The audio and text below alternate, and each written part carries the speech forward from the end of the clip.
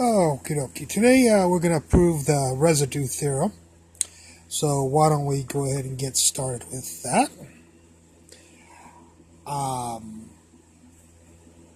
We're going to try to do the complex integral here of f of z dz about some closed contour C. And what we're going to do first is rewrite f of z as a series expanded about z sub 0.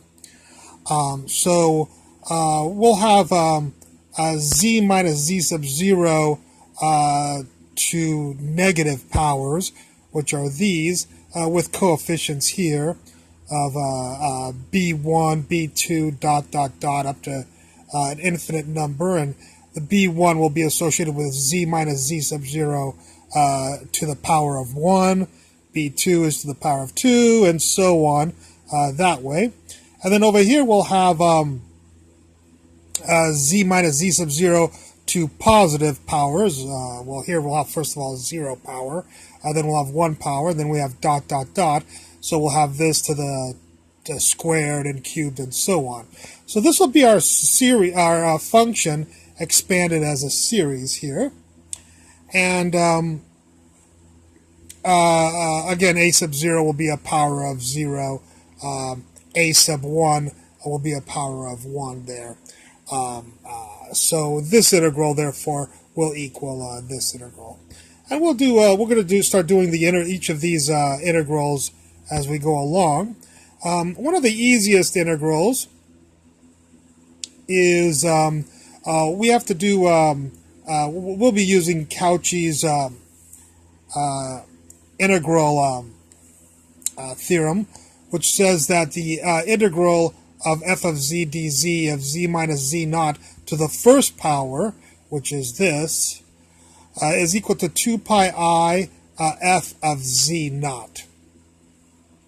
So we'll look at the function that's upstairs here, which is b1.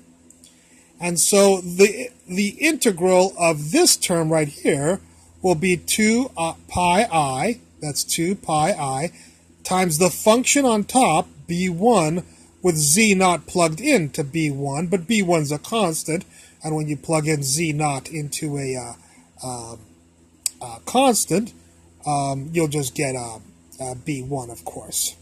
I'm sorry, I forgot to tell you that z naught is going to be inside the complex contour line C there. So z naught is inside the contour C. It is a pole inside a z. Okay, so the integral of this term is 2 pi I b1 according to Cauchy's integral theorem. Let's do, these are easy integrals to do because these are what are called analytic functions. This is z minus z naught to the 0, just a 1, and 1, of course, is an analytic function. I'm not going to explain to you what an analytic function, I'm sorry, is. I'm sure if you're looking up the residue theory, you know how to test something, whether it's analytic, and to know that all polynomials are analytic.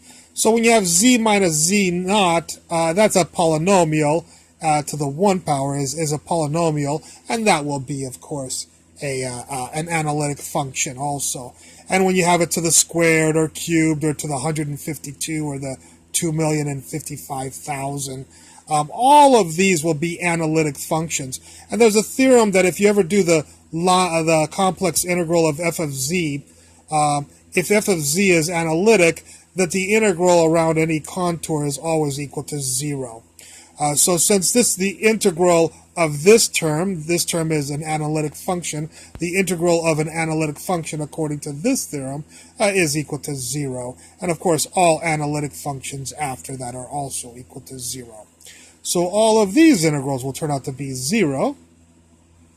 So we only have one other, we've already done this integral right here. We only have to do the ones with z minus z naught to, on the bottom in the denominator, to powers. We'll use a multipole, the multipole Cauchy integral theorem. And if we use the multipole Cauchy integral theorem, what it states is that if you have f of z over z minus z naught to some power other than 1, because of course if it was 1 we could just use this theorem. Well, you could even use 1, it would even work for 1, but the answer is 2 pi I divided by n minus 1 factorial. Take the function that's on top and take the derivative of it, the n minus 1 derivative of it, and then stick z naught into that derivative of the function that's on top. Now that's the key here, is that we're going to be taking derivatives of the function on top as long as we have z minus z naught to some power. Well, we do have z minus z naught to the 2, so the function on top is b2. But b2, of course, is a constant. So if this is 2, then n equals 2. We'll stick in a 2 in here, and a 2 in here, and a 2 in here. So 2 minus 1, we'll have to take, 2 minus 1 is 1. We'll have to take the first derivative of the function on top, but the function on top is a constant, and the derivative of the constant is 0. And therefore, the integral of this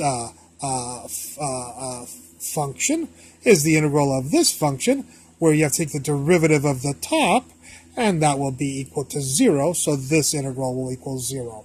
Well, we notice that when we go to the z minus z naught cubed, to the 4th power, to the 5th power, it really doesn't matter, because the function on top will always be some constant, because we expanded this about a series. So a0 and a1 and b1 and b2 and b3 and so on are all constants. And when you take the derivative of that, we took the first derivative of b2 was equal to 0. b3 will take 2 derivatives, which will even more so be 0, and so on. And so all of these, where the z minus z naught is to powers bigger than 1, like 2, 3, 4, and 5 on the bottom, all of those integrals, of course, will turn out to be 0.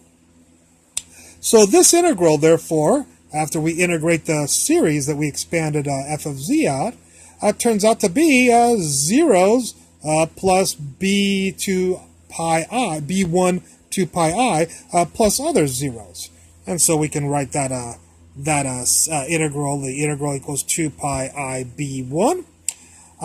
So if we ever take the integral, this states that if we ever take the integral, well, we'll say here, the integral of f of z about some contour, that integral will always equal 2 pi I b1, the coefficient of the expanded, if you have a series, if you could expand this as a series, it's always the coefficient of the denominator to the first power. So that is our statement here. That will be this integral here. Now, b1, though, we also know is a residue, is the residue of f of z. So it's interesting that we have one way we can state it is that this integral is equal to 2 pi I times the residue at z naught of f of z, where z naught is inside the contour, complex contour C. Okay? All right. Well, suppose we have multiple z poles inside the contour C. Here's the z naught one. We'll use this formula. But if we have multiple poles, all we have to do is say that this integral of the function f of z about this contour is equal to 2 pi I times the sum of the residues inside C. So we'll have to do the residue of this, the residue of this, and the residue of every single pole that is within the contour C. And therefore we have our residue theorem. Okay? I hope you enjoyed this lecture, and I look forward to any comments you have at the bottom. Thank you very much.